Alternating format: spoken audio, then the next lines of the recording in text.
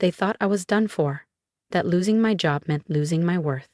What they didn't realize was that I was about to become the headline they couldn't ignore. Family dinners at the Barrett estate in Scottsdale had always been more performance than tradition. A polished stage for Ivy League degrees, six-figure bonuses, and real estate flexes. My name is Marcus Delaney. I'm 41 now. 2 months ago, I was lead systems engineer at Virion Dynamics, one of the fastest-growing AI firms in the Southwest. Today, I was the family embarrassment. The cautionary tale everyone politely avoided while trading career wins over imported rose. Did you hear about Marcus? Poor guy. Guess not everyone's cut out for tech. I stood by the stone fountain near the guest house, listening to my cousin Chloe brag about closing a 10-property deal and her twin brother Reed drone on about fintech disruption. Everyone loved a disruptor. Unless he wore a quiet smile and wrote code instead of press releases. Marcus, Reed called across the patio with a smirk. We were just talking about career resets. You in? He couldn't resist the dig, and I didn't mind, because while Reed played investor and Chloe chased sales commissions, I had spent the last year quietly building something far more powerful and dangerous. How's job hunting? Chloe asked, swirling her wine. I checked my phone. 6:03 p.m. Mountain Time. Right about now, Virion's internal systems were waking up to the hidden release I'd buried deep in the code base, a data transparency protocol that regulators, journalists, and whistleblowers would eat alive. You know, Reed said, real success is about vision. I smiled. Exactly, and the world was about to see mine in every headline. Let them laugh. The code was already running. All eyes turned, waiting for the so-called family failure to crack. I glanced at my phone again. 6:04 p.m. Let me tell you what really happened at Virion Dynamics. 4 years ago, I started a personal project. Not some flashy app or fintech gimmick, but an adaptive AI security system built to detect, counter, and evolve against cyber threats in real time. I named it Argus. While my colleagues obsessed over minimalist dashboards and VC-pleasing demos, I worked in silence. Brick by brick, algorithm by algorithm, I built something alive. An AI that could learn from attacks, outmaneuver intrusions, and protect networks like no other. But I wasn't foolish. I'd seen too many engineers have their work stolen, buried, or resold, so I embedded a hidden verification sequence, a digital signature, dormant unless very specific conditions were met. 2 months ago, Virion's new CEO, Max Dresden, called me into his corner office. Marcus, he sighed, not even looking up. We're shifting direction. The board wants lifestyle AI, not defense-grade systems. Your project is done. I tried to explain. He cut me off. We've already sold the code to a private buyer, and we're letting you go. I signed the paperwork. Let them think they won. What Max didn't know was that Argus wasn't finished. It was just waiting. And tonight, right as their systems ran a scheduled update, Argus would wake and announce its true creator.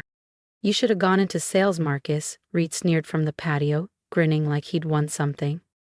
I smirked, just as my phone vibrated. Breaking.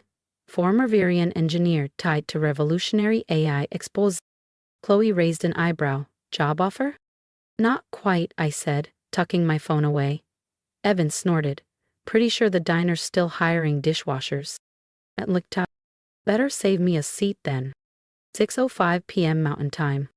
Somewhere in downtown Phoenix, inside Virion Dynamics' sleek steel and glass HQ, Max Dresden was probably rehearsing his Monday morning media statement, the one where he'd bask in the spotlight of Argus, the crown jewel of their innovation pivot. The same Max Dresden who once told me, real leaders don't write code, they buy it. The same Max Dresden who sold my life's work without flinching. The same Max Dresden who, in about 60 seconds, would find out what happens when you dismiss the so-called obsolete engineer. Actually, I said, raising my voice above the soft hum of jazz and clinking glasses, why don't we all check our phones? Things are about to get newsworthy. Reed scoffed. Chloe rolled her eyes. Across the patio, Trevor, the youngest of the Barrett cousins, barely 26 and already unbearably smug, snorted.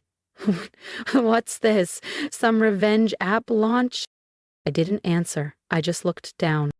6:06 p.m. My phone buzzed first, then Chloe's, then Reed's.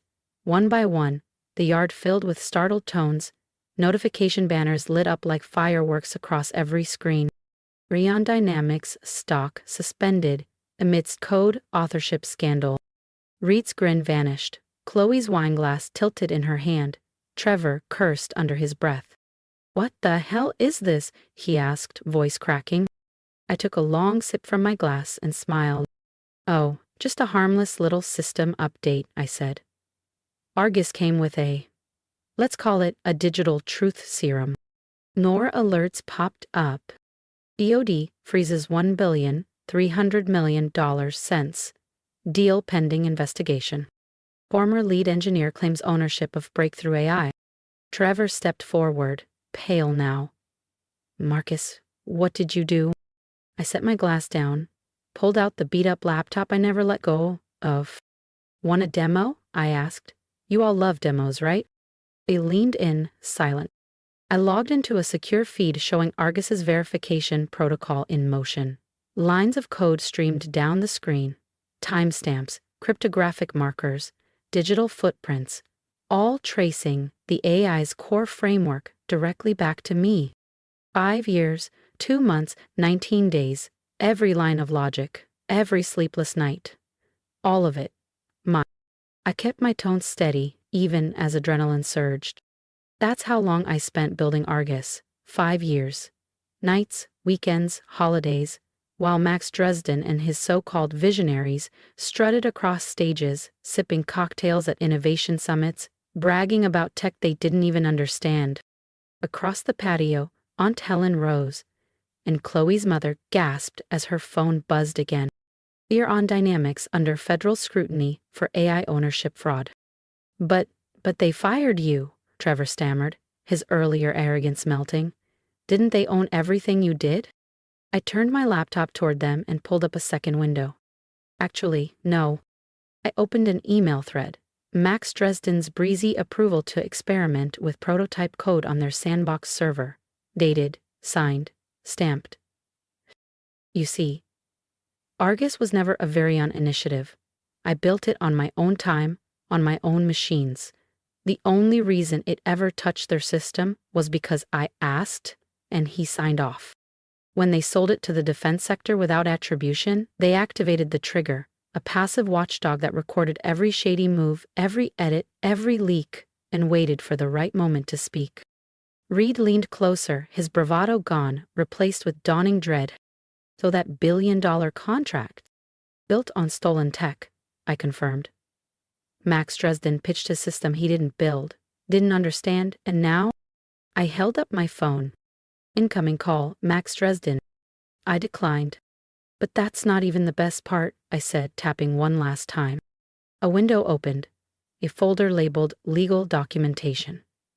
Inside, 17 patent certificates, all officially filed under my name, each one covering the core mechanics of Argus. Chloe's real estate polish faded, but Jessica's legal brain snapped to life. Wait, you mean Virion doesn't actually own any of it? I nodded slowly. Every algorithm, every self-healing firewall, every adaptive learning layer they pitched to the Department of Defense, it's all mine. And thanks to Max Dresden's arrogance and public lies, proving intellectual theft? A legal walk in the park. Trevor was still scrolling furiously, his mouth parted slightly. Dude, their stock's gonna crash the second the markets open. Probably, I said, taking another sip from my glass. Turns out fraud's not a great business model. More phones buzzed. Across the patio, the sound of unraveling reputations was unmistakable. Relatives paced, whispered, tried to hide their screens, but the damage was already done. Why wait? Reed finally managed to ask. Why wait this long? Why let them fire you if you had the upper hand? I thought about all the developers who were quietly erased, the the engineers whose names were never in the press releases. Because, I said calmly, justice deserves an audience, and some people only learn when they lose everything they never actually built. My phone buzzed again. A new message preview lit up. From Sarah Martinez, CEO, Oracle. Subject, Argus. Impressive integrity layer. Let's discuss over dinner next week. I tilted my screen so Reed and Chloe could see it. Apparently, I said with a small grin, my guest coding skills still have a market. The sun dipped lower behind my aunt's sculpted hedges, draping the backyard in gold and silence. And somewhere in downtown Phoenix, Max Dresden was likely staring into the wreckage of his empire, wondering how it all slipped away. Tomorrow would bring headlines, lawsuits, subpoenas. But tonight belonged to the truth. I stood beneath the amber glow of patio lanterns, watching the expressions on my family's faces shift. It was like a slow-motion domino effect, one by one, the truth finally registering. That real value doesn't come from LinkedIn posts, leased Teslas, or inflated startup valuations. Sometimes it comes from silence, from patience, from being the one they all ignored. Sometimes it comes from writing code so elegant, so unbreakable, it didn't need applause, just timing. Reed's phone rang, probably a panicked LP. Chloe was furiously thumbing through contacts, already in damage control mode. Trevor just stood there, slack-jawed, the shiny world he idolized cracking in real time. I glanced at my watch. 6:30 p.m. Argus had done its job. The truth was out, and across Phoenix's glowing skyline, a very expensive lesson about underestimating builders, the quiet ones, had officially begun. 1 month later, I sat in Oracle's headquarters in Redwood Shores. Sarah Martinez stood confidently at the front of a sunlit boardroom, wrapping up her presentation. On the screen behind her, Argus was live, monitoring Oracle's global network, fending off real-time attacks with seamless efficiency. In just 4 weeks, Sarah said, Argus has neutralized over 3,200 threats, adapted to 19 new attack vectors, and reduced our response window by 87%. The room of skeptical execs was now leaning in, intrigued. You developed this entirely on your own? One board member asked. I nodded. Nights. Weekends. My machines.